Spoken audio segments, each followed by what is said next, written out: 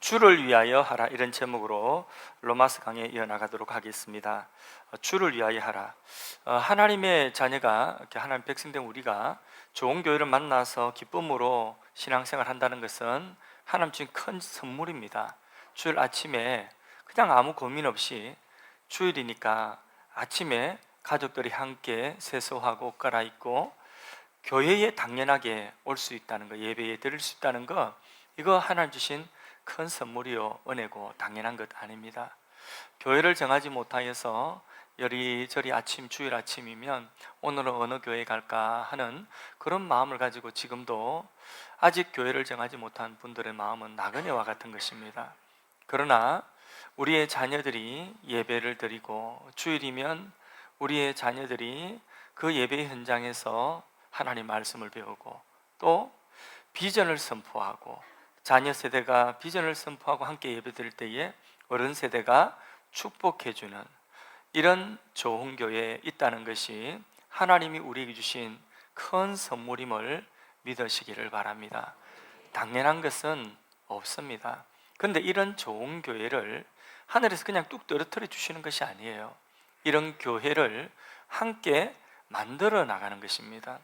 그래서 우리는 좋은 교회를 찾아다니지만 사실 좋은 교회는 우리가 함께 세워가고 만들어가는 것입니다. 그래서 본문은요, 서로 반목하고 서로 비판하고 다투지 말라고, 함부로 형제를 비판하고 정죄하지 말라고 말씀을 하고 있습니다. 우리가 서로 다른 사람들이 어떻게 똑같을 수가 있습니까? 견해가 다를 수가 있습니다. 그럴 때에 믿음이 또 약한 사람이 있고 강한 사람이 있을 때에 서로 인정하고 받아주어라, 이렇게 오늘 본문이 우리에게 말씀하고 있습니다.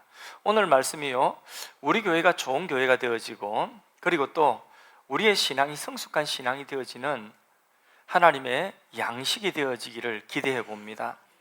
로마 교회, 이 로마서를 받는 로마 교회는 두 종류의 사람들이 있었습니다. 하나는 유대인들이었어요. 또 하나는 이방인들이었어요. 이 유대인과 이방인이 예수를 믿고 로마 교회라고 하는 이 교회 공동체 안에 함께 신앙생활을 합니다. 그런데 유대인과 이방인은요, 같이 섞일 수 없는 사람들이었어요. 수백 년, 수천 년 동안에. 그러니까 당연히 갈등이 있겠죠. 당연히 맞지 않는 부분이 너무 많이 있었습니다. 유대인들은 유대인들의 오랫동안 지켜왔던 안식일을 지켜야 된다. 또 유대인들은 레위기에 말씀한 것을 먹지 말아야 된다.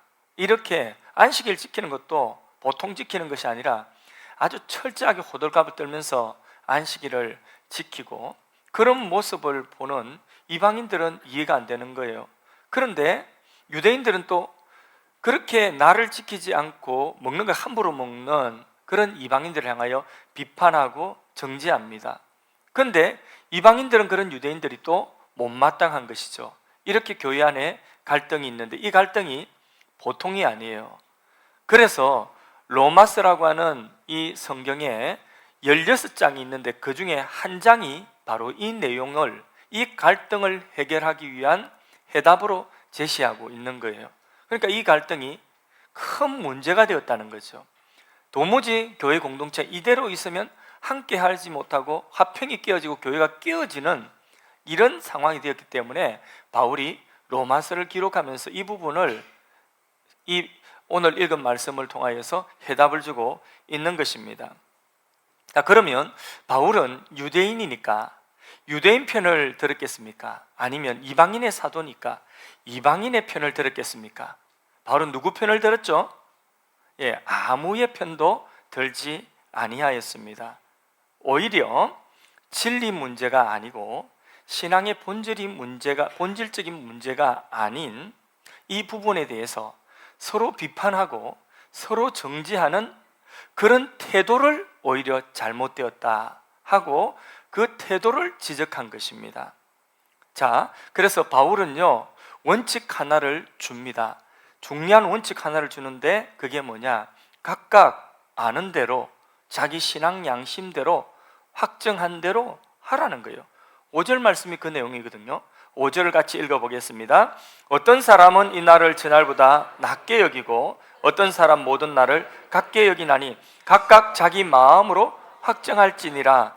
자신의 성경 지식과 신앙 배경과 신앙 양심에 비추어 보아서 옳다고 생각하는 그 일을 확정하여 양심에 거리낌이 없이 죄짓지 말고 각자가 옳다고 생각하는 그 양심대로 하라는 것입니다. 이것이 첫 번째 원칙입니다. 골로새서 2장 16절에서 17절 사이 말씀에 보면 먹는 것과 또 나를 지키는 것에 대하여서는 예수님이 오시기 전까지 예수님의 그림자였다. 구약시대에 레위기 말씀대로 날 지키고 절기 지키고 제사 지내고 또 먹는 것 이런 것들에 대한 규례들은 다 예수님의 그림자였다. 그림자를 구약시대 사람들은 예수님의 그림자를 붙들었던 거죠. 그림자만 보면 얼굴을 알 수 있습니까? 그림자를 보면 코가 어떤지 눈이 어떤지 알 수 있습니까? 그러니까 희미하잖아요.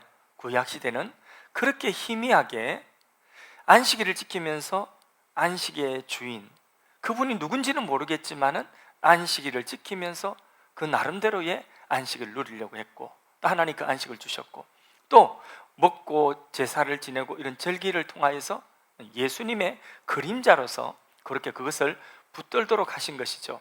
그런데 그림자 붙들고 있다가 이제 실체 대신 예수님이 오셨습니다. 그러면 그림자를 얼른 놓고 얼른 예수님 얼굴을 봐야 되겠죠.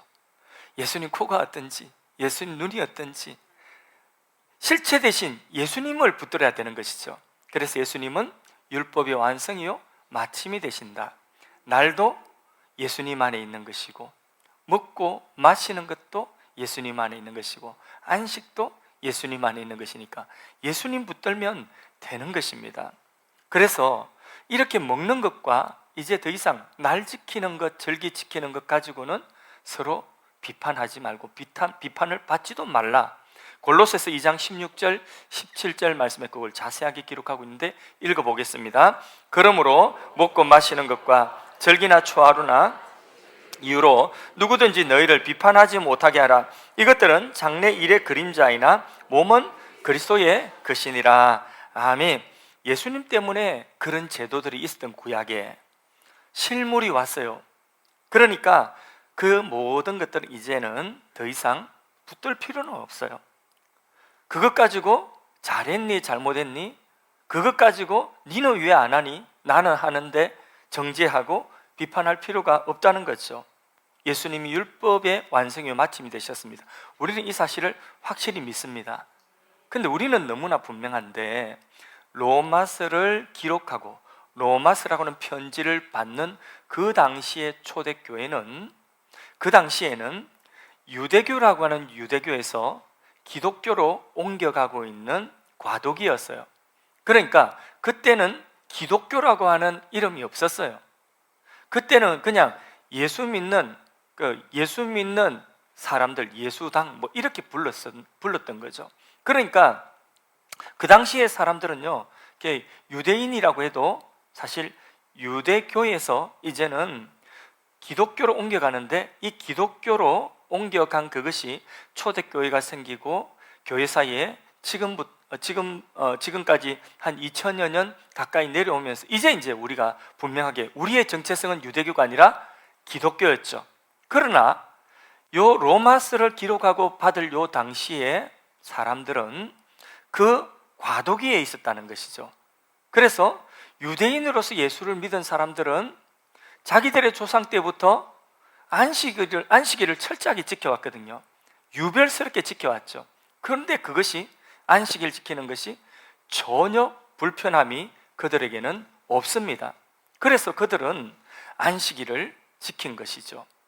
안식일도 지키고 또 안식 후 첫날 주님의 부활의 날 또다시 모여서, 그러니까 두 번 모인 거죠. 두 번 모여서 하나님께 예배하는 것입니다. 그러면 지금은 이제 이 모든 것들이 다 정리가 돼서 우리는 안식일 더 이상 지키지 않습니다. 토요일 안식일 지키지 않고 우리는 주님의 부활의 날, 이 주일날 우리가 모여서 하나님께 예배드리는 이 일에 대해서는 우리 갈등이 전혀 없습니다. 이견이 없습니다. 그런데 과도기였던 그 당시에는 유대인의 입장과 안식일 이런 거 전혀 모르고 레위기 말씀 전혀 몰랐던, 뭘 먹어야 되고 뭘 먹지 말아야 되고 이런 구별이 없었던 이방인들이 예수 믿고 교인이 되었을 때는 유대인들의 이런 행동이 이해되지 않고, 또 유대인들은 이 무식한 놈들이라고 하면서 안식일을 그래도 지켜야지, 또 먹는 거 구별해야지 이러면서 레위기도 모르냐고 지적하고 손가락질하고, 그러니까 이방인들도 예수님 안에 다 있다며 이러면서 서로 반목하고 갈등을 하였던 것입니다. 자, 유대인들 같은 경우에는 사실 안식일 지키는 데 있어서 불편함 전혀 없어요. 근데 이방인들은 그 안식일이 또 생소한 것이죠. 이렇게 차이가 있습니다. 그러면 바울은 뭐라고 이야기하느냐? 로마서에 성령의 감동을 받아서 뭐라고 기록하느냐? 그렇다면 각각 옳다고 생각한 대로 하라. 너의 양심대로 확정하고 하라. 단 그렇지 못한 사람에 대해서 뭔 하지 말라고요? 비판은 하지 말라. 정죄는 하지 말라는 것입니다. 비판하고 정죄하는 그 태도가 오히려 잘못된 것이다. 오늘 우리가 안식일이 아니라 주일 지키는 것에 대해서는 전혀 이견 없습니다. 그러나 주일을 어떻게 지켜야 되는가에 대해서는 이견이 다를 수 있습니다. 이견이 있을 수 있습니다. 그러니까 입장이 다를 수가 있다는 거죠. 어떻게 주일을 지켜야 되느냐에 대해서 아주 보수적인 교단에서, 또 조금 진보적인 교단에서, 교단마다 입장의 차이가 있을 수가 있습니다. 제가 자랐던 신앙의 배경에서는 이 주일을 지키는 것 정말 철저하게 지켰고, 지금도 어떤 교회에서는 이 주일을 지키는데 주일날 매매를 전혀 하지 않고 그렇게 주일을 지킵니다. 저도 매매하지 않고 주일날 그렇게 밥 사 먹지 않고 지켜왔던 그 주일이었습니다. 근데 저는 먹어도 괜찮고 먹지도 않아도 괜찮습니다. 근데 우리 모친은 주일날 식당에 가서 밥을 못 먹습니다. 순교할지언정. 그러면 먹는 사람은 먹지 않는 사람을 보고 저 잘못되었다고 비판하고 정죄하고, 또 먹지 않는 사람은 먹는 사람을 비판하고 정죄하면 되는가? 그렇게 하지 말라는 것이죠. 여기에 대해서는 진리 문제가 아니 어떻게 주의를 지키는가 하는 그 문제에 대해서는 각각의 양심에 죄가 되지 않도록 하라는 거죠. 확정되는 대로 그렇게 하라는 거죠. 그래서 예배 시간도 그래요. 어떤 교회에서는 주일 저녁 예배를 드리고, 또 어떤 교회에서는 저녁 예배를 드리지 않고 이렇게 우리는 지금 사랑방 예배를 드리고 있지 않습니까? 사랑방으로 또 모이고 있지 않습니까? 그러니까 각각 예배의 시간이나 예배의 형태, 어떤 교회에서는 막 찬양을 갖다가 아주 우리 교회처럼 이렇게 뜨겁게 이렇게 하고 일어서서 찬양하기도 하고 이런데, 또 어떤 교회에서는 딱 찬송가만 딱 하고 더 이상 예배 시간에는 찬송가 외에는 부르지 못하도록 하는 그런 경우들도 있습니다. 어떻게 예배를 드려야 되느냐, 예배의 시간이나 또 어떤 찬송을 불러야 되느냐, 어떤 악기를 써야 되느냐, 이런 문제에 있어서는 사실상 입장이 다 다를 수 있습니다. 내게 익숙할 수 있다는 거죠. 내가 자라온 배경이, 나의 신앙의 그 컬러가, 그렇죠? 그런데 그 문제에 대해서 자기가 옳다고 생각하고 양심대로 하면 되는데, 문제는 뭐냐? 나와 다른 사람을 정죄하지 마라. 그걸 비판하지 말라. 믿음의 분량대로 하면 된다는 것입니다.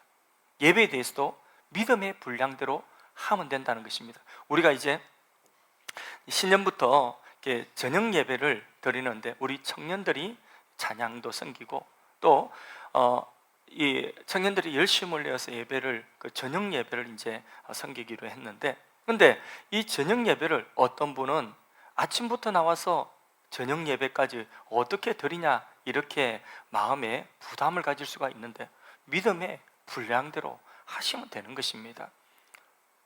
우리가 무엇을 하든지 그 하는 모든 일들이 자기 양심에, 자기 믿음의 분량대로 그렇게 하나님 앞에 하면 되는 것입니다. 바울이 어떤 때는 할례를 받으면 안 된다고 단호하게 이야기했습니다. 갈라디아서 같은 경우에 보면 갈라디아 교회를 향해서는요, 할례 받으려고 하는 사람 보고 할례 받으려고 하면 그러면 율법 다 지켜라, 할례 받는 것을 구원의 조건으로 넣는 것 같으면 그러면 다른 복음이다, 저주를 받을지다, 할례 못 받게 했습니다. 아주 단호했습니다. 다른 복음이다 막 저주까지 해가면서 할례를 못 받게 했거든요. 그런 바울이었어요. 그런데 사도행전에 보면 예루살렘에 올라갈 때에 이방인 제자였던 제자를 데리고 올라가면서 유대인들 앞에서 이 이방인을 할례 받도록도 했어요. 그러면 어떤 데서는 할례를 받으라고 하고 어떤 데서는 할례를 절대 못 받게 하고, 바울이 기준이 없고 줏대가 없어가지고 이랬다 저랬다 그렇게 하는 것입니까? 바울의 입장은 분명했습니다. 바울의 입장은 아무쪼록 몇몇 사람을 더 얻고자 합니다. 이방인들이 그 복음을 듣고 예수를 믿는데 유대인들처럼 할례를 받으라고 이것을 조건으로 넣으니까 갈라디아 사람들 보고는 그거 아니라는 거죠. 그 유대교의 그런 이 할례를 그 복음에 끼워 넣자, 그거 아니라 그러면서 이방인들이 주 예수를 믿는 데에 장벽을 제거하고, 그리고 몇몇 이방인들이 더 복음을 듣고 나오기를 원했던 것이고, 또 예루살렘에 올라가서 아직까지 예수를 믿지 않은 유대인들 앞에서 이 이방인 제자를 데려가 가지고 할례를 받게 함으로 말미암아 그 유대인들의 마음을 열어서 몇몇 유대인들이 더 복음으로 나와서 예수를 믿도록 하기 위함이었다고 말씀을 하고 있는 거죠. 그러니까 이 문제에 대해서는 바울이 줏대가 없어서 그렇게 이랬다 저랬다 한 것이 아니라는 것이죠. 어떤 목사님은 순대를 먹지 않습니다. 순대에 피가 들어갔다고 그 구약에 피채 먹지 말라고 하는 말씀 때문에 그 순대를 입에 안 대시는 분이 있습니다. 그분을 우리는 신약 성경도 모르는 분이라고 정죄를 해야 되겠습니까? 우리는 정죄하거나 비판해서는 안 됩니다. 그분이 그런 소신이 있다면 그렇게 하는 거죠. 제가 모시고 있던 목사님도 철저했고요. 그리고 또 저의 동력자 되시는 목사님들 몇몇 분들은 지금도 그렇게 순대를 아주 철저하게 안 드시는 분들이 있습니다. 예. 그분의 양심에 안 먹겠다고 하면 그걸 존중을 해드리는 거죠. 그분 양심이니까. 그런데 그분도 역시 순댓국을 맛있게 먹는 저희들을 보고 저를 보고 정죄하지 않습니다. 판단하지 않습니다.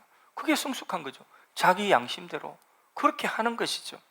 그러면 그분하고 저하고 점심 식사를 같이 할 때 메뉴를 뭘로 정해야 되겠습니까? 굳이 제가 순댓국을 먹자고 고집을 해야 되겠습니까? 순댓국이 먹고 싶어도 그분하고 식사할 때는 순댓국은 피해서 소고기 국밥으로 먹으면 되잖아요, 그죠? 그게 뭐냐면 서로의 양심을 지켜주는 것입니다. 그렇게 서로의 양심을 지켜주면 문제될 것이 없다는 거죠. 진리 문제가 아니라면, 진리 문제라면 그것은 양보할 수 없는 거죠. 예수의 유일성을 해치는 것이라면 양보할 수 없는 것이죠. 성경 말씀을 타협해라고 하면 양보할 수 없는 거죠. 그런데 성경의 해석에 대한 부분은 이렇게 해석할 수 있고 저렇게 해석할 수도 있는 그런 부분, 우리 신앙의 본질적인 문제가 아니라면 각기 마음에 확정된 대로 자신의 신앙의 양심대로 하라. 이것이 첫 번째 원칙이라는 것입니다. 그런데 여러분, 이 원칙에도 단서가 있습니다. 두 가지 단서가 있는데 원래 단서가 더 중요한 것이죠. 그 단서 첫 번째가 뭐냐면 자신이 하는 그 일에 동기가 순수해야 돼요. 목적이 순수해야 됩니다. 6절에서 8절이 그 단서를 말하는데, 그런데 자, 나를 지키는 것, 먹는 것에 대해서 어떻게 하든지 마음에 확정된 대로 하되 그 단서가 있습니다. 단서가 뭔지 찾아보세요. 읽으면서 6절에서 8절 읽으면서 찾아보세요. 반복되는 구절이 나옵니다. 읽습니다. 나를 중히 여기는 자도 주를 위하여 중히 여기고 주를 위하여 먹으니 이는 하나님께 감사하며 먹지 않는 자도 주를 위하여 먹지 아니하며 하나님께 감사하느니라. 우리 중에 누구든지 자기를 위하여 사는 자 같고 자기를 위하여 죽는 자도 없도다. 우리가 살아도 주를 위하여 살고 죽어도 주를 위하여 죽나니 그러므로 사나 죽으나 우리가 주의 것이로다. 아멘. 자, 여기 단서가 뭐라고요? 예, 주를 위하여. 예, 먹는 것도 주를 위하여, 나를 지키는 것도 주를 위하여, 먹지 않는 것도 주를 위하여, 나를 모든 날이 다 주님의 날로 생각하는 그것도 주를 위하여, 순댓국을 먹지 않는 것도 주를 위하여, 순댓국을 맛있게 먹는 것도 먹고 힘 얻어서 주를 위하여 살겠다고 먹는 것입니다. 예, 이와 같이 주를 위하여라고 하는 이 공통 분모가, 이 사람도 주를 위하여 열심을 해요. 저 집사님도 주를 위하여 나와 다른 열심을 내고, 저분은 또 저 집사님은 또 그분대로 또 열심을 내는데 이게 서로 안 맞아요. 그러면 안 맞는 그것만 보는 것이 아니라 우리는 무엇을 봐야 된다고요? 저 집사님이 열심 내는 것 속에 주를 위하여, 저 집사님 나를 지키는 그 열심을 보고 주를 위하여, 고신척에서 열심히 그렇게 주의를 철저하게 지키고 막 이렇게 하는 거 매매 안 하고, 그걸 볼 때에 주를 위하여, 그 주를 위하여라고 하는 그 부분을 우리가 인정을 해줘야 되고, 또 어떤 데서는 또 어떻게 하는 것에 대하여서 열심을 내는 것은 우리와 다른 모습이지만은 그 부분에 대해서 주를 위하여 하는 그것을 우리가 인정하면 서로 이견이 있다 할지라도 공통되는 분모는 뭐죠? 주를 위하여라고 하는 공통되는 분모가 있지 않습니까? 그러면 서로 주를 위하여라고 하는 이 순수한 동기, 이것을 인정해주면 비판하거나 정죄할 것이 아니라 서로 존중할 수 있다. 저분의 열심을 존중해 줄 수 있고, 나와 다른 또 다른 저분의 열심을 존중해 줄 수가 있다는 거죠. 그래서 우리는 주님에 속한 자, 살아도 죽어도 주님께 속한 자라고 그렇게 성경이 말씀하고 있죠. 이거는 선택의 문제가 아니에요. 우리 모두 주님께 속한 자예요. 그래서 주를 위하여 살아야 돼요. 예수 믿는 사람들은 이거는 내가 선택하는 것이 아니에요. 우리가 그런 존재가 되었다는 거죠. 왜? 9절 말씀을 읽어보겠습니다.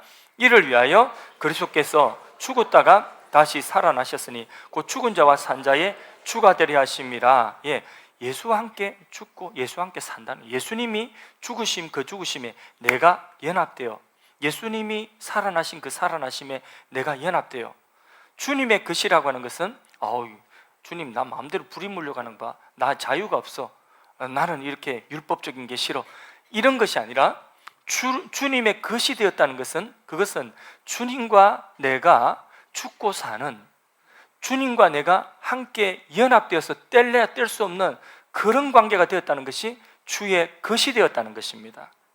그래서요, 우리가 주님과 연합되었다는 것이 이게 얼마나 큰 축복인지 모릅니다. 특별히 지금은 우리가 우리 몸으로 뭔가를 할 수 있고, 내가 어디 가고 싶은데 내 마음대로 갈 수 있고, 내가 하고 싶은 거 나름대로는 마음대로 할 수 있다고 생각하지만 그런 것을 할 수 없는 순간이 우리에게 왔을 때에, 마지막 예를 들자면 임종의 순간이 우리에게 다가왔을 때에 우리가 그동안의 인지 능력, 그런 모든 것들 다 잃어버리고 의식도 없고, 내가 내 힘으로 말도 한마디 못하고 호흡도 내가 스스로 제대로 할 수 없는 이런 상황에, 마지막 나의 의식조차도 내가 마음대로 할 수 없는 이런 순간에 내가 의지를 가지고 천국을 간다, 내가 의지를 가지고 예수를 믿는 그 믿음 내가 붙들고 천국 간다, 이러면 그 의식이 없으면 어떻게 합니까? 내가 고백으로 천국 간다, 그 고백을 내가 못하면 어떻게 합니까? 의식이 없어서 깜깜, 나는 지금 무의식 상태인데, 그럴 때에 우리가 주님의 것이 되었다, 주님의 죽으심에 내가 함께 죽었고 주님의 부활하심에 내가 함께 연합되어서 주님과 내가 뗄래야 뗄 수가 없는 관계가 되었다. 그러면 내가 의식이 없는 상태라도, 내가 아무것도 스스로는 할 수 없는 그런 상태라도, 그 마지막 임종의 순간에 나의 의식조차도 내가 스스로 할 수 없는 그런 순간에 눈 뜨고 요단강 건너가 보니 내가 누구와 함께 있어요? 주님과 함께 있어요. 그 주님의 것이 되었다는 것은 이런 의미예요. 우리가 주님과 연합되었다, 이게 주님의 것이 되었다는 게 복이에요, 복이 아니에요? 이것보다 더 큰 복이 어디 있겠습니까? 그러므로 우리는요, 이제 나를 위하여 사는 삶은 끝난 거예요. 예수 믿는 순간 나를 위하여 사는 삶은 끝난 거예요. 여전히 이 자리에 계신 분들 가운데서 나를 위하여 살고자 하는 분이 있다면, 그러면 원래의 결대로, 믿음의 결대로 나를 위하여 사는 것은 끝났다, 이렇게 선포할 수 있기를 바랍니다. 여전히 나만을 위하여 내가 생각하고 산다고 한다면 거기에 대해서 우리는 가책을 받아야 되는 거예요. 그러면 우리가 다시 본론 돌아가가지고, 자, 주의를 지키는 것에 대해서는 이견이 없지만은 주의를 어떻게 지켜야 되느냐, 그 부분에 대해서는 우리가 각각 다를 수 있죠. 살아온 배경이 다르고 신앙의 배경이 다르고 신학적인 배경이 다를 수도 있고, 그리고 또 믿음의 분량 또한 다를 수가 있는 것입니다. 어떤 분은 주의를 지키기 위해서 주의를 지키는 직장을 찾다 보니까 번듯한 직장을 갖지 못하는 그런 분이 있습니다. 그러면서 주일이면 아침부터 저녁까지 그렇게 교회 와서 봉사하고 섬기는 분들이 있습니다. 자, 이런 분들이 참 귀하죠, 그죠? 그런데 나는 이렇게 하는데 어떤 분은 일부 예배만 마치고 예배를 그냥 주일 나머지 시간은 다 일하려고 하고 그렇게 한다고 다른 사람, 그렇게 예배를 드리지 못하는 그 다른 사람을 비판하거나 판단해서는 안 된다는 거죠. 예, 그래서 그 동기가 자신이 그렇게 주의를 지키고 철저하게 예배를 한 번이라도 더 드리려고 하는 그게 동기가 무엇이 돼야 된다고요? 예, 주님을 위하여서 하는 것이면 굳이 내가 주님을 위하여서 하는 것인데 다른 사람을 그것 가지고 판단하고 정죄해서 되겠습니까? 그거 아니라고 하는 거죠. 내가 주님 위하여서 남들보다 더 열심을 내고 남들보다 예배 한 번 더 드렸다면 그것으로 주님을 위한 것으로 충분한 것, 그게 순수한 동기와 목적 아니겠습니까? 그렇죠. 예, 그렇게 우리는 순수하게 주님을 위한 것이 되어야 되는 것입니다. 모든 것이, 나를 지키는 것도, 먹는 것도, 먹지 않는 것도. 여러분, 술, 담배, 이 자리에도 혹시 예수 믿고 지금 교회 다니면서 이 술, 담배, 주초 문제 해결하지 못하신 분 혹시 계십니까? 또 다른 어떤 덕이 되지 않는 것들을 정리하지 못하고 계신 분들이 혹시 계십니까? 자, 술, 담배만 가지고 이야기를 하면 다 나머지 거는 다 적용됩니다. 그렇게 적용하시면 됩니다. 자, 이것 가지고 천국 가고 지옥 가는 문제입니까? 자, 술 먹고 담배 피면 천국 못 들어갑니까? 아니라고요? 그러면 천국 가서 뻐끔뻐끔 하실래요? 그렇게 좋은 것 같으면? 예, 사실은 이제 천국 가고 지옥 가는 문제는 아니죠, 그죠? 분명합니다. 이거는 믿음의 차이고 신앙의 덕목입니다. 개인적인 신앙의 덕목이고 믿음의 차이라고 할 수 있습니다. 그럼 술을 못 끊고 담배를 못 끊으신 분들을 대해서 우리는 그것에 대해서 비판하고 정죄해야 되겠습니까? 그래서는 안 되는 거죠. 예, 어떤 분은 교회 나러 가면 술, 담배 끊고 기어코 끊고 나오시겠답니다. 아주 교회에서 할 일도 없도록 자기가 알아서 다 하고 착한 사람 돼가지고 천국 갈 사람 돼가지고 천국 딱딱 갈 사람 돼가지고 그렇게 오려고 그런 분들이 있습니다. 그런데 술을 먹고 담배를 끊지 못해도 교회에 와서 하나님 말씀 듣고 은혜 받으면 끊어지겠죠. 어느 순간 그것이 아무것도 아닌 것처럼, 이것 때문에 내가 이렇게 막 괴로워하고 하는데 어느 순간 아무것도 아닌 것처럼 그게 해결되는 날이 반드시 옵니다. 예, 그럼 그때까지 기다려주는 거예요. 이거는 그 사람 개인의 그는 믿음의 분량이기도 하고 또 개인의 신앙의 덕목이기도 하거든요. 우리가 비판할 것이 아니라 기다려주면 되는 것입니다. 품고 믿음이 있다고 하는 분이 더 믿음이 약하다 생각하고 품고 용납해 주면 되는 것입니다. 어떤 분이 교회 오시가 남자분이 사교성이 굉장히 있어가지고 교회 온 지 며칠 안 돼가지고 몇 주 안 돼가지고 남자 집사람들 교회가 크지 않아서 다 사귀고 같이 이야기하고 이러면서 한 날 예배 드리고 나가면서 밥 맞죠 다 이러면서 나가시면서 엘리베이터 앞에서 그런 말씀하시더라고요. 우리 남자 집사님 마음이 통하고 이야기를 잘 통하니까 오늘 저녁에 호프 한잔 하자고 맥주 한잔 하자고 이렇게 유혹을 하시는데 예, 그분이 아기가 있어서 그러겠습니까? 믿음의 분량이 아직 그 분량이죠. 어떤 분은 목사님 안녕하세요 하고 아주 공손하게 인사, 공손 안 했으면 좋겠는데 공손한 바람에 담배값이 흘러내려서 나도 민망하고 그분도 민망했습니다. 어떤 분은 제가 새벽기도 가는데 그분은 그때까지 다른 주님을 섬기다가 코 빨개가지고 나오시다가 새벽기도 인도하러 가는 저와 마주치가지고 그렇게 민망했던 때도 있습니다. 그러면 그분을 갖다가 당신은 믿음이 그밖에 안 되냐고 교회도 나오지 말라고 이렇게 해야 됩니까? 그런 분들은 기다려 줘야 되는 거죠, 그죠? 네, 품어주면 되는 거죠. 네, 은혜가 되죠. 아멘 하신 분들은 왜 은혜가 되는지 모르겠습니다. 예. 그런데 문제는 자, 그것은 또 이제 믿음이 강한 쪽에서, 믿음이 좀 있다고 하는 쪽에서 품어주면 되고 교회가 품어주면 되는 거예요. 근데 그분 입장에서는 자, 그렇게 하는 것이 중심과 순수한 동기와 목적이 뭐가 돼야 되는 거죠? 그래야 주님이 인정하시는 거죠. 주를 위한 것이 돼야 되잖아요. 그러면 술을 그렇게 드시는 것도 주를 위한 것이 되어서 어떤 주가 모르겠지만은 담배를 그렇게 피시는 분도 주를 위하여서 담배를 피시면 정말 내가 담배를 피는데 주를 위하여 피는 것인가? 그렇다고 한다면 하루에 10갑이라도 피워야 되겠죠, 그렇죠? 주를 위하여 나는 담배를 핍니다. 뻑뻑뻑뻑 하면서 어떤 분은 예배를 드리고 나가는데 교회 온 지 얼마 안 되셨어요.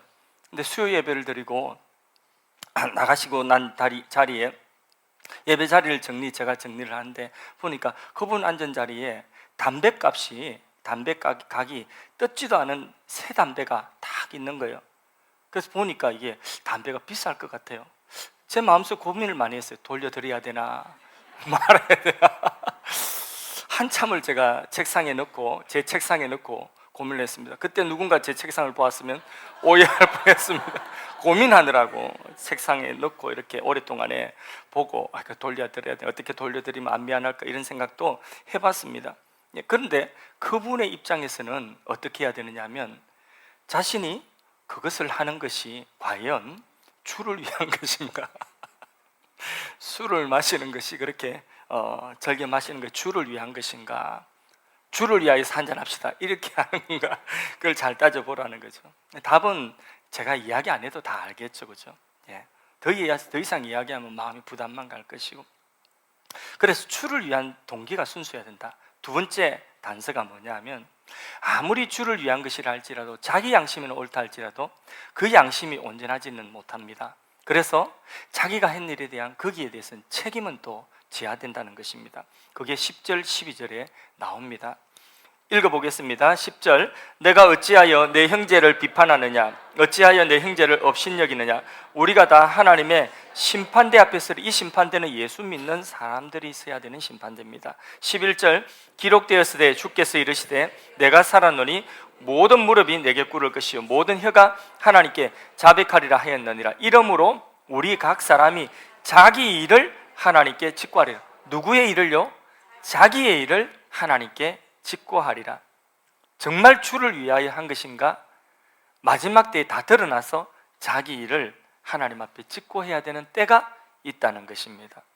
그래서 양심대로 한다고 해도 자기가 자기 지식대로 한다고 해도 그 지식도 이 양심도 절대적이지 못하다는 것을 항상 우리는 겸손하게 인정을 해야 되는 것입니다. 그래서 어떤 사람은 분명히 주를 위하여 한다고 하는데 그게 주를 위하여 하는 것이 아닐 수가 있습니다. 주님, 나는 주를 위하여 하였나이다 할 때 주님이 착하고 충성된 종아 잘했다 인정하시면 그것으로 우리는 성공인 것입니다. 그런데 그 심판대 앞에 섰을 때에 우리는 다른 형제의 일을 가지고 하나님 앞에 서는 것이 아니라 우리의 일을 가지고 하나님 앞에 서야 된다는 거고 꼭 기억하십시오. 우리의 일을 가지고. 그래서 주님이 그 순간에 우리에게 물으시는 것은 다른 형제에 대해서 너는 어떻게 생각하느냐 이걸 물으시는 것이 아니에요. 너는 어떻게 했느냐? 이것을 주님께서 그 자리에서 물으신다는 거죠. 양심껏 하고 아는 대로 소신껏 해야 되겠지만은 자신의 양심도 내가 아는 것도 부족하다, 절대적이지 않다는 것을 겸손하게 인정할 수 있기를 바랍니다. 그래서 주님 앞에 책망받지 않도록 자기가 하는 그 일에 자기의 주장에 대해서 책임지는 자세로 그렇게 우리가 신중해야 되는 거죠.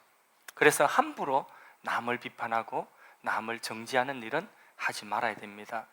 순수하게 주를 위하여 하는 일이랄지라도 나의 양심과 나의 지식도 불완전하기 때문에 공동의 선이 있다면 그 공동의 선에 나의 양심과 나의 어떤 지식이 다른 입장이라도 공동의 선에 맞추어 가고 공동의 덕을 따라가는 그것이 성도의 지혜인 것입니다. 결론적으로 신앙의 본질적인 문제나 진리의 문제가 아닌 한은 각자가 신앙의 양심에 따라 또 하나님의 말씀을 자기가 깨달은 것대로 확정한 대로 하면 됩니다. 그래야 자기 양심에 꺼리낌이 없겠죠. 그러나 조건이 있습니다. 그 동기가 순수하게 주를 위한 것이다. 이게 분명하다면 다른 사람과 비교할 필요도 없고 다른 사람 자신의 기준에서 판단할 필요도 없지 않습니까? 내가 순수하게 주를 위한 것이 된다고 한다면 그렇지 않습니까? 그렇게 돼야 된다는 거죠. 그리고 우리가 이 사실을 분명히 알고 자기가 하나님 앞에 서서 직고할 때가 있다. 자기의 그 일에 대해서 믿음의 차이에서 오는 우리는 예를 들자면 주의를 어떻게 지키느냐에 대한 문제. 어떤 분은 밤 예배가 생기면 밤 예배 또 가야 되는데 부담스러운데 믿음의 분량대로 하시면 되는 것입니다. 예, 그것도 나오지 않는다고 제가 막 왜 안 나오냐 막 정죄하고 그렇게 하지 않을 거고요. 믿음의 차이에서는 어떻게 주의를 지키고 나를 지킬 것이냐는 문제, 또 아까 말씀드린 대로 술, 담배, 또 다른 어떤 신앙의 건덕에 되어지는 이런 문제, 교회 안에서 서로 어떤 사안에 대해서 이견이 있을 때라도 오늘 이 말씀을 따라서 은혜롭게 우리가 풀어갈 수 있을 것입니다. 반목이 아니라 서로를 존중하면서 그 사람 안에 있는 무엇을 보라고요?